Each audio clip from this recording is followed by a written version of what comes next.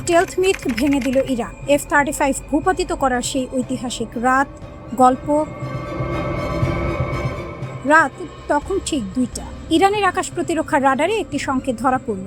সংকেতটি চেনা, কিন্তু এই মুহূর্তে এটা দেখে বিশ্বাস হচ্ছিল না। আমেরিকার F-35, পৃথিবীর সবচেয়ে অত্যাধুনিক যুদ্ধ বিমান, যাকে অদৃশ্য বলা হয়, যাকে অধরা বলা হয়, যার পেছনে খরচ হয়েছে কোটি কোটি ডলার। সেই বিমান এখন ইরানের নিশানায়। ইরানের তরুণ আকাশ প্রতিরক্ষা সেনা একটি বোতামে আঙুল রাখলেন, তারপর ছুটে গেল ক্ষেপণাস্ত্র। আমেরিকা বলেছিল F-35 অপ্রতিরোধ। লকহিড মার্টিন বলেছিল এই বিমান রাডার ফাঁকি দেয়। ন্যাটো বলেছিল এই প্রযুক্তির সামনে কেউ টিকবে না। সব দাবি এক রাতে ধুলোয় মিশে গেল। ইরানের এক জ্যেষ্ঠ আকাশ প্রতিরক্ষা কর্মকর্তা টেলিভিশনে বসে সরাসরি ঘোষণা করলেন তারা সফলভাবে একটি মার্কিন F-35 লাইটনিং 2 বিমানে আঘাত এনেছেন। তিনি বললেন, এই মুহূর্তটি কেবল কৌশলগত সাফল্য নয়, এটি একটি প্রতীকী বিজয়। স্টেলথের কিংবদন্তি আজ শেষ হয়ে গেছে। সেই রাতের পর লকহিড মার্টিনের শেয়ার বাজারে ধস নামল। সেই রাতে ঠিক কি হয়েছিল? মার্চ মাসে একটি ভিডিও ভাইরাল হলো। উড়ন্ত অবস্থায় একটি F-35 বিমানে আঘাত লাগছে। ভিডিওটি ছড়িয়ে পড়ল সারা বিশ্বে। এরপর মার্কিন সেন্ট্রাল কমান্ড নিজেই স্বীকার করলো ইরানের আকাশসীমায় একটি F-35 জরুরি অবতরণ করতে বাধ্য হয়েছে। ঠিক কী কারণে এই ঘটনা ঘটল তা এখন আনুষ্ঠানিকভাবে নিশ্চিত হয়নি, কিন্তু সামরিক বিশ্লেষকদের মাথায় একটাই প্রশ্ন, ইরানের কাছে কি সত্যি এমন কোনো গোপন অস্ত্র আছে? গোপন অস্ত্রের পরিচয় 358 এবং 359। সামরিক বিশ্লেষকরা দুটি নামের দিকে আঙুল তুলছেন, 358 এবং 359। এই দুটি অস্ত্র সাধারণ ক্ষেপণাস্ত্র নয়, এগুলো ড্রোন আর ক্ষেপণাস্ত্রের এক অদ্ভুত সংমিশ্রণ। প্রতিরক্ষা বিশ্লেষকরা এদের বলছেন লয়টারিং মিউনিশন বা ঘোরাফেরা করা মারণাস্ত্র। 358 হলো ছোটটি, দৈর্ঘ্য প্রায় 9 ফুট, ওজন 50 কেজি, গতিবেগ ঘন্টায় 640 কিলোমিটার, পাল্লা 97 কিলোমিটার। 359 হলো বড়টি, 358 এর দ্বিগুণ আকার, পাল্লা 161 কিলোমিটার, উচ্চতায় উঠতে পারে 30,000 ফুট পর্যন্ত, গতি ঘন্টায় 965 কিলোমিটার। কিন্তু এদের আসল শক্তি সংখ্যায় নয়, কৌশলে। এই অস্ত্রগুলো নির্দিষ্ট লক্ষ্যে সরাসরি ছোটে না, বরং আকাশে ঘুরতে থাকে, অপেক্ষা করে, ইনফ্রারেড সেন্সর দিয়ে বিমানের ইঞ্জিনের তাপ শনাক্ত করে। ড্রোন হোক, হেলিকপ্টার হোক, যুদ্ধ বিমান হোক, যে কোনো লক্ষ্যের তাপ সংকেত ধরলেই স্বয়ংক্রিয়ভাবে ধেয়ে যায়, আঘাত করে, ধ্বংস করে। এরই মধ্যে মার্কিন MQ-9 রিপার ড্রোনের বিরুদ্ধে এই অস্ত্রের কার্যকারিতা প্রমাণিত। এবার প্রশ্ন উঠেছে, F-35 কি এর সামনে নিরাপদ নয়? ইরানের কর্মকর্তার ভাষ্য। সেই রাতের সাক্ষী ইরানি কর্মকর্তা ক্যামেরার সামনে বললেন, F-35 এর অবস্থান আমাদের কাছে সম্পূর্ণ স্পষ্ট ছিল। আমরা প্রতিটি নড়াচড়া অনুসরণ করছিলাম। গুলি চালানোর সুযোগ ছিল নিখুঁত। তিনি আরো বললেন, বিমানটিতে আঘাত লাগার মুহূর্তটি ছিল অবর্ণনীয়। লকহিড মার্টিনের অহংকার সেই রাতে মাটিতে নেমে এসেছে।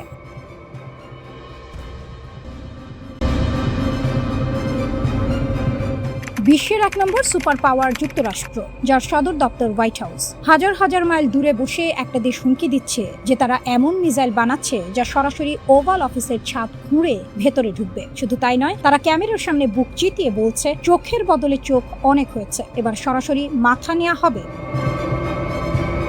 এই অবিশ্বাস্য কাণ্ডটাই ঘটিয়ে দেখিয়েছে ইরানের পার্লামেন্ট থেকে যে হুঙ্কার এসেছে তাতে পুরো ওয়াশিংটনের হাত পা কাঁপার জোগাড়। ইরানের একদল প্রভাবশালী সংসদ সদস্য সরাসরি তাদের দেশের নতুন সর্বোচ্চ নেতা মোস্তফা খামেনির কাছে একটি বিশেষ চিঠি পাঠিয়েছেন। এই চিঠির মূল দাবি, ইরানের সামরিক বাহিনীকে নির্দেশ দিচ্ছেন যেন তাদের ব্যালিস্টিক ক্ষেপণাস্ত্রের পাল্লা ও সক্ষমতা এমন পর্যায়ে নিয়ে যাওয়া হয় যা সরাসরি যুক্তরাষ্ট্রের হোয়াইট হাউস পর্যন্ত পৌঁছাতে পারে। আইন প্রণেতারা সাফ জানিয়ে দিয়েছেন, আমরা আমাদের সামরিক বাহিনী ও প্রতিরক্ষা শিল্পকে ততদিন পর্যন্ত অন্ধের মতো সমর্থন দিয়ে যাব যতদিন না আমাদের মিসাইল খামেনির হত্যাকারীদের অফিস কক্ষে গিয়ে আঘাত হানছে। অর্থাৎ ইরান এখন আর রক্ষণাত্মক নেই। তারা ওয়াশিংটনকে স্পষ্ট বুঝিয়ে দিয়েছে, তোমরা যদি আমাদের নেতাদের ওপর পুরুষোচিত হামলা চালাও, তবে তোমাদের সবচেয়ে সুরক্ষিত বাংকারে বসেও তোমরা রেহাই পাবে না। এই চিঠিতে ইরানি সংসদ সদস্যরা মার্কিন নীতি নির্ধারকদের চরিত্র নিয়ে এক মারাত্মক সত্য তুলে ধরেছেন। তারা প্রয়াত বিতর্কিত মার্কিন অপরাধী জেফ্রি অ্যাপস্টেইনের প্রসঙ্গ টেনে বলেছেন, এই অ্যাপস্টেইন নেটওয়ার্কের অপরাধীরা কোনো আন্তর্জাতিক আইন বা নৈতিকতার তোয়াক্কা করে না। এরা চোরের খনি, এদের সাথে ভদ্রতার ভাষা খাটে না। আর ঠিক এই কারণেই ইরান এখন এক নতুন রণকৌশল হাতে নিয়েছে। সংসদ সদস্যরা হুঙ্কার দিয়ে বলেছেন, শত্রুদের জেনে রাখা ভালো, চোখের বদলে চোখ নেয়ার দিন শেষ। এবার অন্যায় করলে সরাসরি মাথা কেটে নেওয়া হবে। শুধু তাই নয়, 2015 সালের পারমাণবিক চুক্তির তিতকুটে অভিজ্ঞতা থেকে শিক্ষা নিয়ে ইরানি আইন প্রণেতারা স্পষ্ট করে দিয়েছেন যে মার্কিনীদের কোনো ফাঁকা প্রতিশ্রুতিতে তারা আর আঙুল চুষবে না বা বিশ্বাস করবে না, যতদিন না মধ্যপ্রাচ্য থেকে শেষ মার্কিন সেনা প্রত্যাহার হচ্ছে এবং যুদ্ধের সম্পূর্ণ ক্ষতিপূরণ আদায় হচ্ছে, ততদিন ইরান এক চুলও নড়বে না।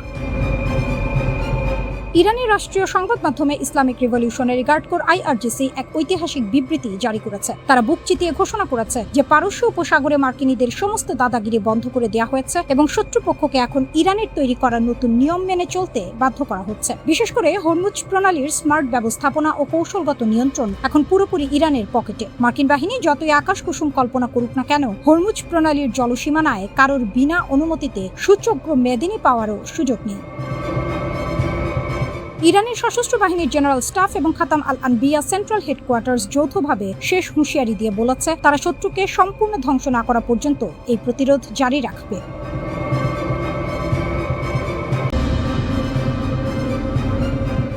আমেরিকার 20টি ঘাঁটি ধ্বংস, রিপার ড্রোন ভূপাতিত, আকাশযুদ্ধে ইরানের কাছে হার মানল পরাশক্তি। 3টি বিমানবাহী রণতরী, 200-র বেশি যুদ্ধ বিমান, বিশ্বের সবচেয়ে ব্যয়বহুল সামরিক মেশিন। আমেরিকা পারস্য উপসাগরে এই বিশাল শক্তি নিয়ে এসেছিল ইরানকে চূর্ণ করতে, কিন্তু যুদ্ধের ধুলো যখন একটু সরল, দেখা গেল ছবিটা উল্টো। মধ্যপ্রাচ্যের 8টি দেশে আমেরিকার কমপক্ষে 20টি সামরিক ঘাঁটি ধ্বংস করেছে ইরান, আর মার্কিন বাহিনীর সবচেয়ে ভরসার অস্ত্র MQ-9 রিপার ড্রোন মাটিতে ফেলে দিয়েছে তেহরান। প্রশ্নটা এখন একটাই, আকাশযুদ্ধে কি সত্যিই হার মানল পরাশক্তি? রিপার যখন শিকার হলো, MQ-9 রিপার নামেই আতঙ্ক।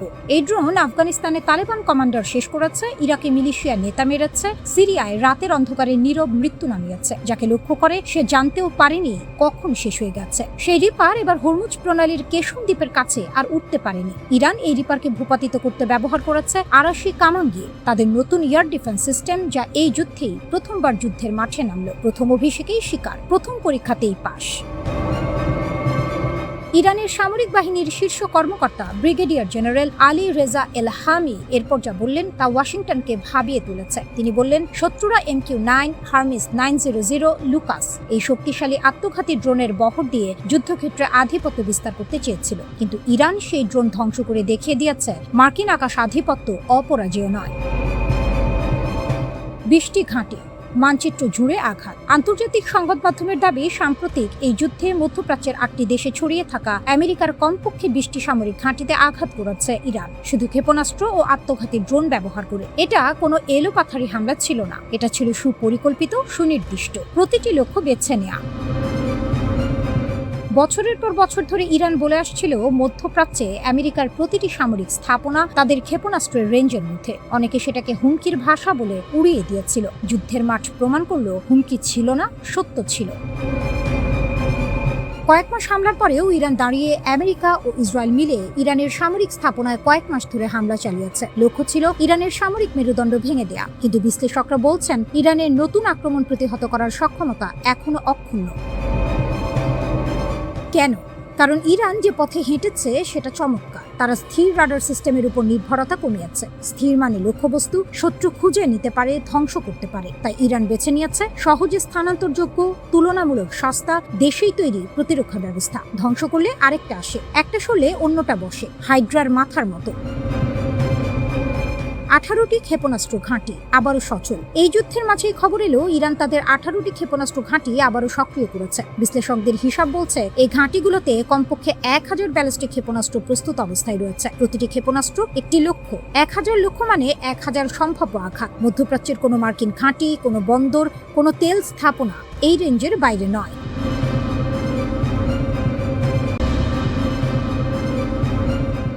পারমাণবিক বোমা বানাবে ইরান। IAEA এর রিপোর্টে যা ফাঁস হলো তা শুনলে পশ্চিমা বিশ্বের ঘুম উড়ে যাবে।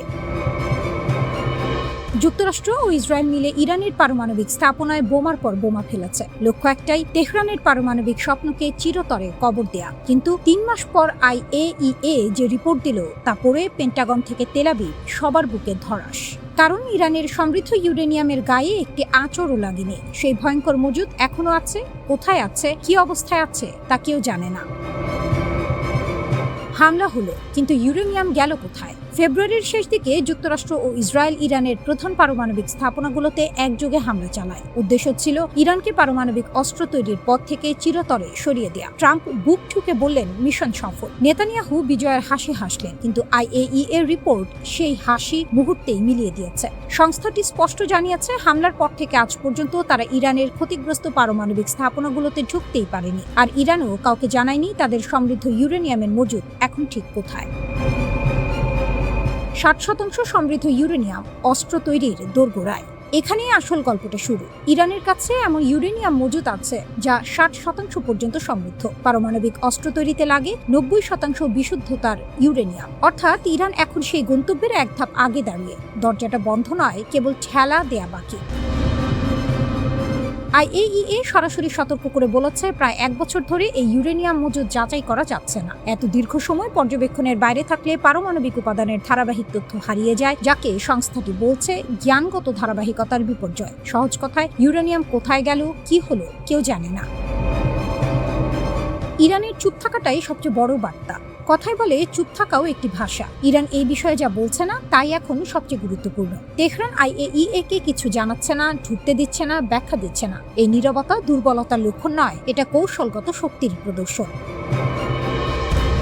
ইরান বহু দশক ধরে পশ্চিমা চাপের মুখে পারমাণবিক কার্যক্রম চালিয়ে এসেছে। নিষেধাজ্ঞার পর নিষেধাজ্ঞা, হামলার পর হামলা, তবু তারা থামেনি। বরং প্রতিটি চাপের জবাবে আরো গভীরে, আরো গোপনে নিজেদের সক্ষমতা গড়ে তুলেছে। সাম্প্রতিক যুদ্ধে তাদের মিসাইল যেভাবে মার্কিন ঘাঁটির পর ঘাঁটি ধুলোয় মিশিয়ে দিয়েছে, সেটাও এই দীর্ঘ প্রস্তুতিরই ফল। তাহলে কি পারমাণবিক বোমা বানাবে ইরান?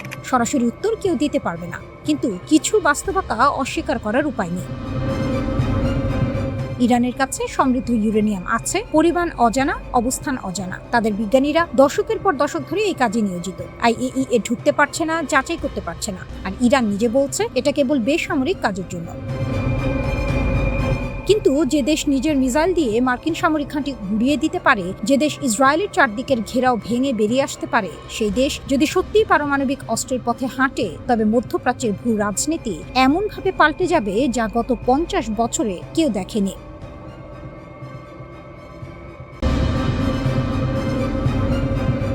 আয়রন ডোম ধ্বংস, ইসরায়েল কাঁপছে, হিজবুল্লাহর নতুন যুদ্ধ কৌশল। 5টি আয়রন ডোম ইউনিট 1 মাসে গুড়িয়ে দিয়েছে হিজবুল্লাহ।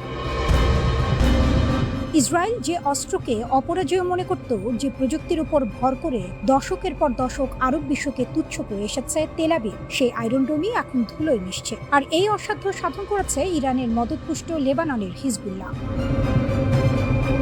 মধ্যপ্রাচ্যের যুদ্ধের নিয়ম বদলে যাচ্ছে। শিকারী এখন নিজেই শিকারে পরিণত। কৌশলের বিপ্লব, শুধু রকেট নয়, এবার লক্ষ্য আয়রন ডোম। এতদিন হিজবুল্লাহর যুদ্ধ কৌশল ছিল সরল, হাজারে হাজারে রকেট ছোড়ো, ইসরায়েলের শহরগুলোকে চাপে রাখো। জবাবে আয়রন ডোম সেই রকেট মাঝ আকাশে ধ্বংস করে দিত। খেলাটা ছিল সংখ্যা, কে বেশি রকেট ছুটতে পারে বনাম কে বেশি আটকাতে পারে। কিন্তু এবার হিজবুল্লাহ সম্পূর্ণ নতুন পথে হেঁটেছে। রকেটের সংখ্যা বাড়ানোর বদলে তারা সরাসরি টার্গেট করেছে আয়রন ডোমের লঞ্চার আর রাডার সিস্টেমকে। Precision guided attack, loitering munition, এক ধরনের আত্মঘাতী ড্রোন যা আকাশে উঠতে থাকে এবং সঠিক মুহূর্তে আঘাত করে। এই ড্রোনগুলো আগে আয়রন ডোমের অবস্থান শনাক্ত করে, তারপর নিখুঁতভাবে আঘাত হানে। মিলিটারি ওয়াচ ম্যাগাজিন নিশ্চিত করেছে 1 মাসে 5টি পর্যন্ত আয়রন ডোম ইউনিট ধ্বংস করতে পেরেছে হিজবুল্লাহ। ইসরায়েলের ইতিহাসে এটি সবচেয়ে বড় বিমান প্রতিরক্ষা বিপর্যয়গুলোর একটি। আয়রন ডোম শুধু একটি অস্ত্র নয়, এটি ইসরায়েলের মানসিক ঝাল। সাধারণ ইসরায়েলি নাগরিক জানত রকেট আসলেও আয়রন ডোম আছে। এই নিরাপত্তার অনুভূতি ইসরায়েলকে দশকের পর দশক আক্রমণাত্মক নীতি নেওয়ার সাহস দিয়েছে। এখন যখন সেই ঢালে ফাটল ধরছে, পুরো কৌশলই প্রশ্নের মুখে। সামরিক বিশ্লেষকরা বলছেন, আয়রন ডোমের একটি ইউনিট ধ্বংস মানে শুধু একটি যন্ত্র হারানো নয়, এর মানে হলো সেই এলাকার আকাশ সুরক্ষায় ফাঁক ফোকর তৈরি হওয়া। সেই ফাঁক দিয়ে রকেট, ড্রোন বা মিসাইল ঢুকে পড়তে পারে। উপরের স্তরের প্রতিরক্ষা ব্যবস্থা, ডেভিড স্লিং বা অ্যারো সিস্টেম, তখন বেশি চাপে পড়ে। পুরো নেটওয়ার্কে ডমিনো ইফেক্ট শুরু হয়।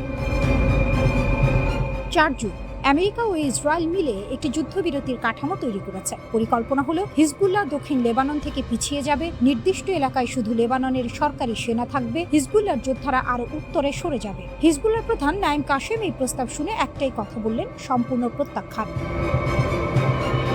এই পুরো চিত্রটা আসলে একা হিজবুল্লাহর যুদ্ধ নয়, এটা ইরানের সুদূর প্রসারী কৌশলের অংশ। কুদস ফোর্সের কমান্ডার ইসমাইল কানি স্পষ্ট বলেছেন, ইসরায়েলকে যুদ্ধপূর্ব অবস্থানে ফিরতে হবে, তবেই উত্তর সীমান্তে শান্তি আসবে। হিজবুল্লাহর যোদ্ধাদের উদ্দেশ্যে তিনি বলেছেন, তোমরা শীঘ্রই নিজেদের প্রতিরোধের ফল দেখতে পাবে। আর ইরান একটি বড় শর্ত জুড়ে দিয়েছে, ওয়াশিংটনের সাথে যে কোনো বৃহত্তর চুক্তিতে লেবাননের যুদ্ধ বন্ধের বিষয়টি অন্তর্ভুক্ত থাকতে হবে। মানে হিজবুল্লাহর রণাঙ্গন এখন ইরানের পারমাণবিক আলোচনার সাথে সরাসরি যুক্ত, এক টেবিলে সব ইস্যু। এটাই তেহরানের কৌশল।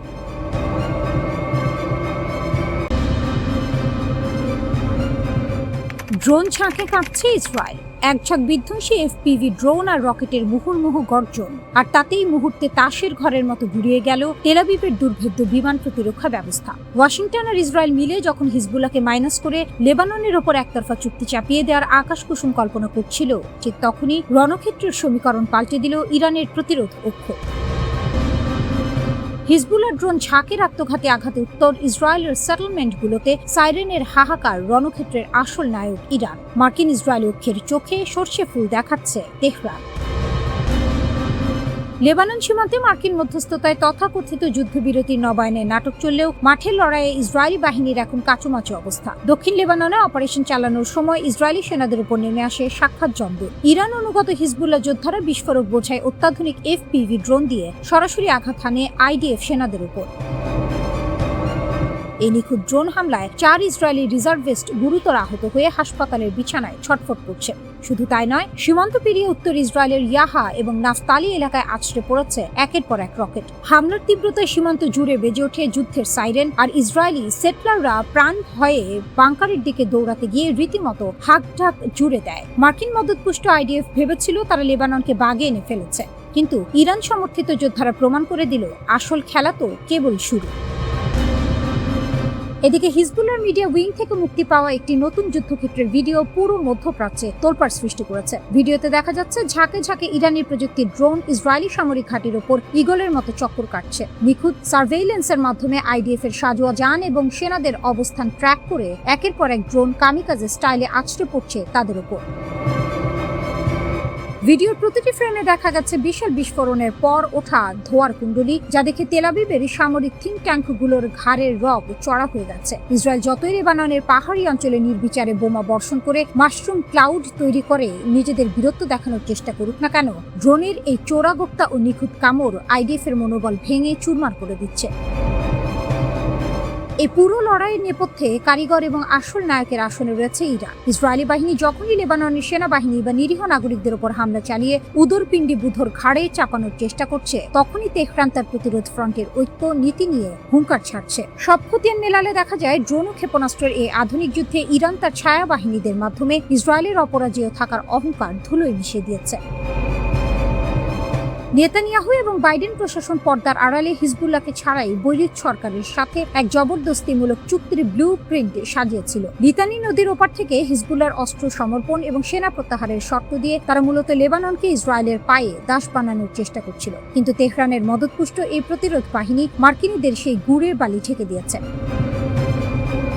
হিজবুল্লাহর সেক্রেটারি জেনারেল নাইম কাশেম স্পষ্ট ভাষায় এই চুক্তিকে প্রত্যাখ্যান করে একে লেবাননের জনগণকে ধ্বংস করার রোডম্যাপ বলে আখ্যা দিয়েছেন। তিনি বজ্রকণ্ঠে হুঁশিয়ারি দিয়েছেন, যতক্ষণ না লেবাননের মাটি থেকে শেষ ইসরায়েলি সেনা প্রত্যাহার হচ্ছে এবং আগ্রাসন পুরোপুরি বন্ধ হচ্ছে, ততক্ষণ উত্তর ইসরায়েলের বাসিন্দাদের জন্য শান্তি হবে এক আকাশ কুসুম কল্পনা।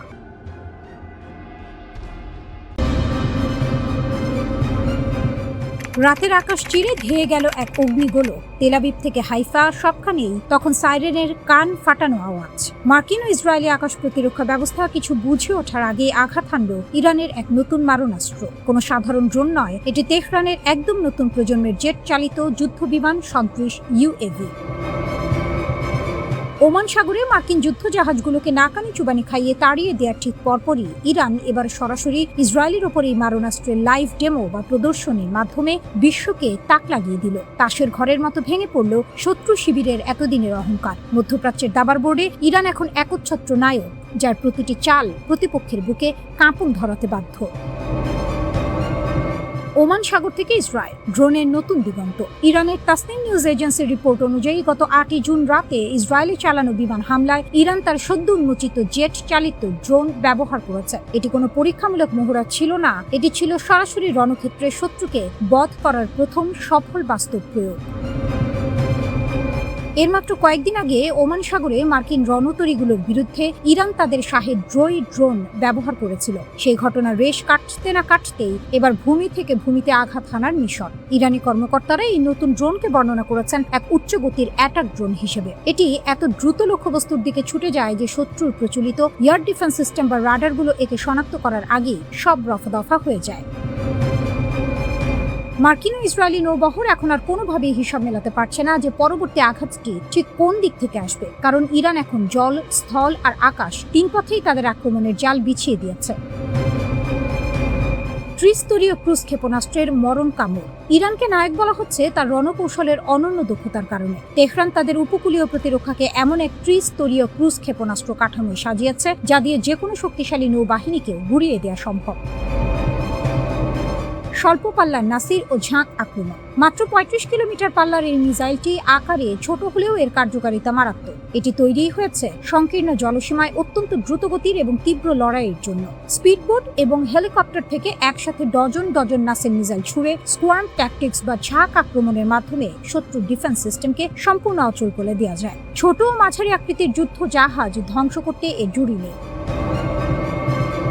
মাঝারি পাল্লার নূর ও কাদির। উপকূল সুরক্ষায় ইরানের প্রথম দেশীয় ক্রুজ মিসাইল হল নূর। 1990-এর দশক থেকে এটি ইরানের উপকূলীয় প্রতিরক্ষার মেরুদণ্ড। সমুদ্র পৃষ্ঠ থেকে মাত্র 5 মিটার উচ্চতা দিয়ে উড়ে যাওয়ার কারণে শত্রুর রাডার একে দেখতেই পায় না। 120 কিলোমিটার পাল্লার এই মিসাইল ফ্রিগেট বা বড় যুদ্ধ জাহাজকে এক আঘাতেই পঙ্গু করে দিতে পারে।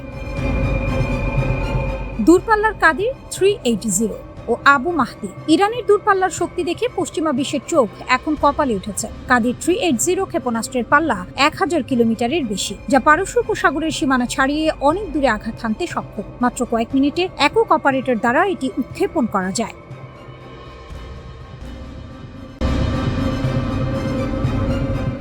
রাডার ফাঁকি দিয়ে ইসরায়েলের বুকে ইরানের 3 মরণাস্ত্র।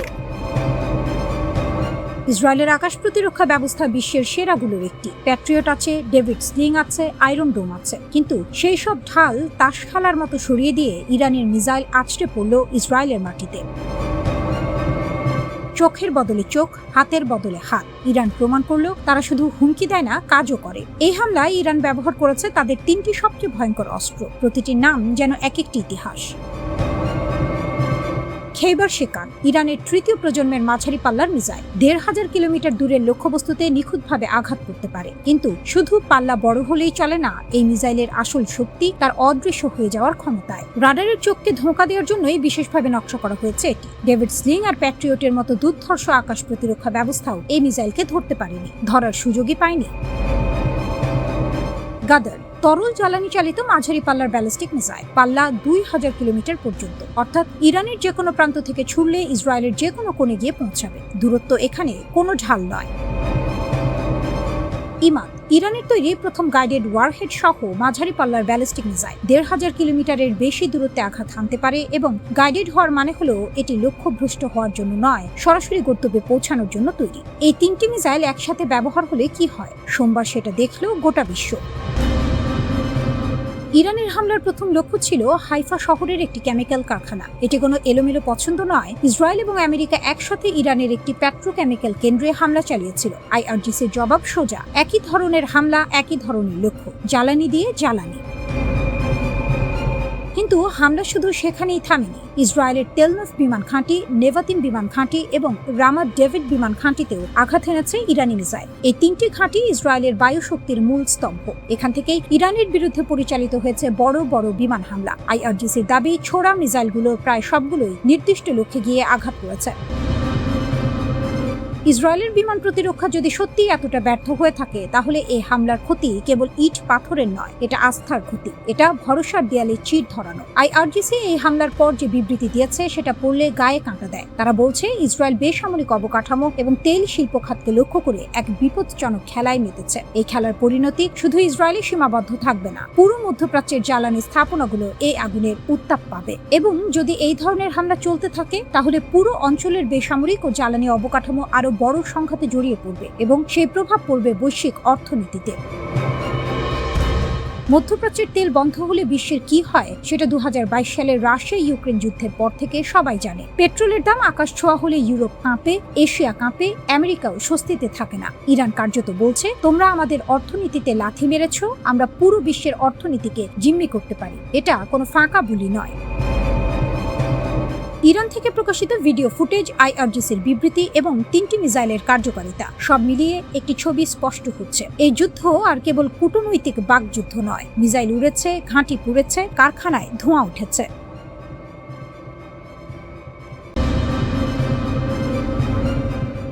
রামাত ডেভিড নামটা হয়তো অনেকের কাছে নতুন, কিন্তু ইসরায়েলের সামরিক মানচিত্রে এটি এমন এক ঘাঁটি যাকে বলা হয় আকাশ যুদ্ধের অন্যতম স্নায়ু কেন্দ্র। আর সেই ঘাঁটিকেই ঘিরে এবার নতুন বার্তা পাঠিয়েছে ইরান। সরাসরি ক্ষেপণাস্ত্র আঘাত হোক কিংবা ধ্বংসাবশেষের আঘাত, ঘটনাটি মধ্যপ্রাচ্যের চলমান সংঘাতে নতুন মাত্রা যোগ করেছে।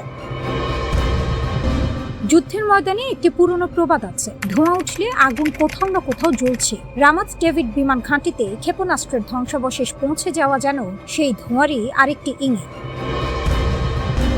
ইসরায়েলি সূত্র স্বীকার করেছে, ইরানের নিক্ষেপ করা একটি ব্যালিস্টিক ক্ষেপণাস্ত্রের ভগ্নাংশ উত্তর ইসরায়েলের গুরুত্বপূর্ণ বিমান ঘাঁটি রামাত ডেভিডের একটি স্থাপনায় আঘাত করেছে। ঘটনাটি হয়তো সরাসরি হামলা নয়, কিন্তু বার্তাটি ছিল একেবারে সরাসরি। ইরান যেন বলতে চেয়েছে, আমাদের হাত কতদূর পৌঁছাতে পারে সেটি আর কল্পনার বিষয় নয়।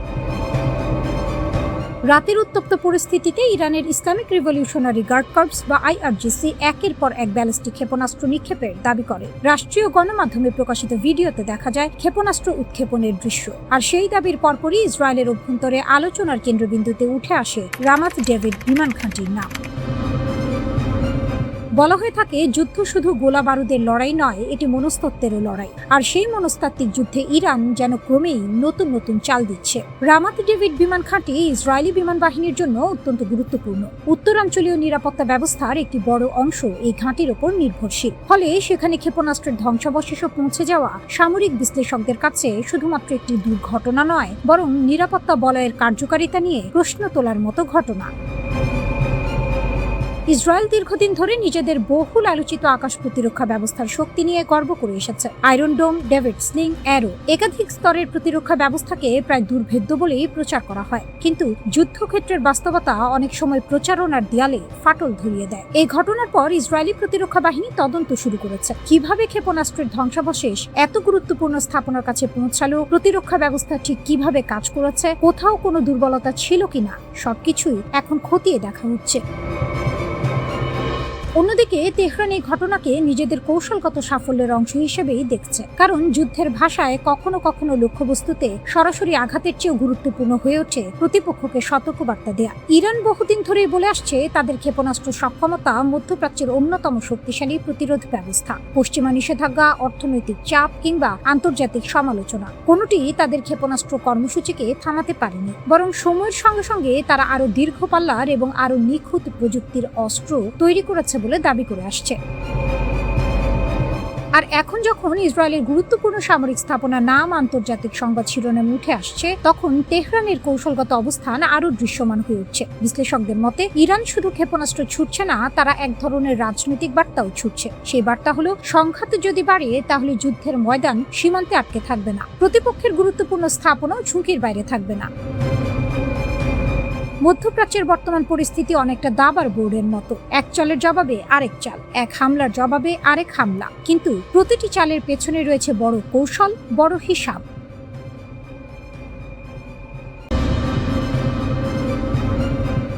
সুপার পাওয়ারের রক্তচক্ষু আর পারমাণবিক হুমকিকে বুড়ো আঙুল দেখিয়ে বিশ্ব রাজনীতির দাবার বোর্ডে কঠিন এক চাল দিল ইরান। মার্কিন প্রেসিডেন্ট ডোনাল্ড ট্রাম্পের তর্জন গর্জন যখন ওয়াশিংটনের আকাশ ছাড়িয়ে তেহরানের দোরগোড়ায় আছড়ে পড়ছিল, ঠিক তখনই পাল্টা জবাবে মধ্যপ্রাচ্যের পুরো সমীকরণটাই বদলে দিল Islamic Revolutionary Guard Corps IRGC। কেবল আত্মরক্ষা নয়, বরং আক্রমণই শ্রেষ্ঠ রক্ষণ।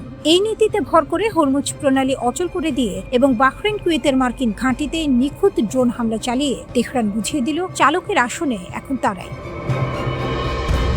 মার্কিন হামলার পাল্টা জবাবে হরমুজ প্রণালীতে দুটো জাহাজে হামলা চালানোর কথা জানিয়েছে ইরানের ইসলামী বিপ্লবী গার্ড বাহিনী IRGC। ইরানের রাষ্ট্রীয় গণমাধ্যমের খবর বলছে IRGC হরমুজে থাকা দুটো জাহাজে হামলা চালিয়েছে। ইরানের রাষ্ট্রীয় গণমাধ্যমের খবরে আরও বলা হয়েছে, হরমুজে সব ধরনের জাহাজ চলাচল পুরোপুরি বন্ধ। এই ঘোষণার পরেই তেলের দাম কিছুটা বেড়েছে।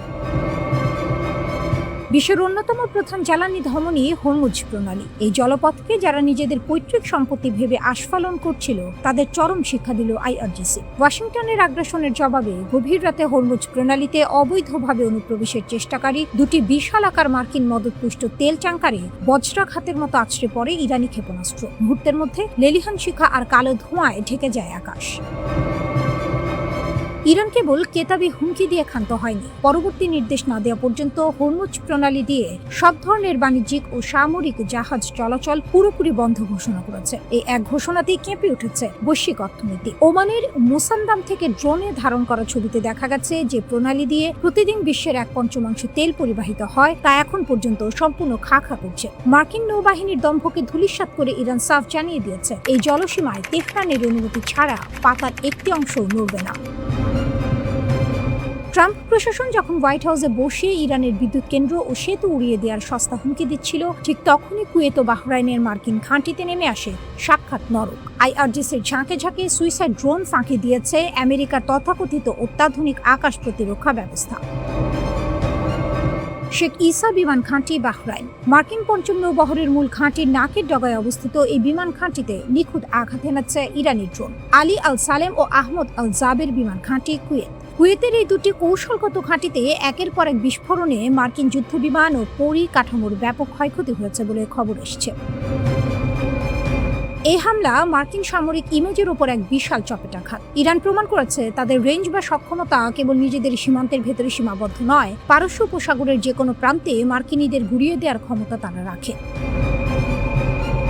আমেরিকার অভ্যন্তরীণ রাজনীতিতে নিজেকে স্ট্রংম্যান দেখানোর চেনা ছকে ট্রাম্প দাবি করেছিলেন, ইরান শান্তি চুক্তি নিয়ে সময় নষ্ট করছে এবং এর জন্য তাদের মূল্য দিতে হবে। ফক্স নিউজকে দেওয়া সাক্ষাৎকারে তিনি ইরানের বেসামরিক অবকাঠামো, বিদ্যুৎ কেন্দ্র ও সেতুতে হামলার হুমকি দেন। কিন্তু ট্রাম্পের এই আগ্রাসী রূপকে স্রেফ হতাশার লক্ষণ বলে উড়িয়ে দিয়েছেন ইরানের দূরদর্শী প্রেসিডেন্ট মাসুদ পেজেশকিয়ান।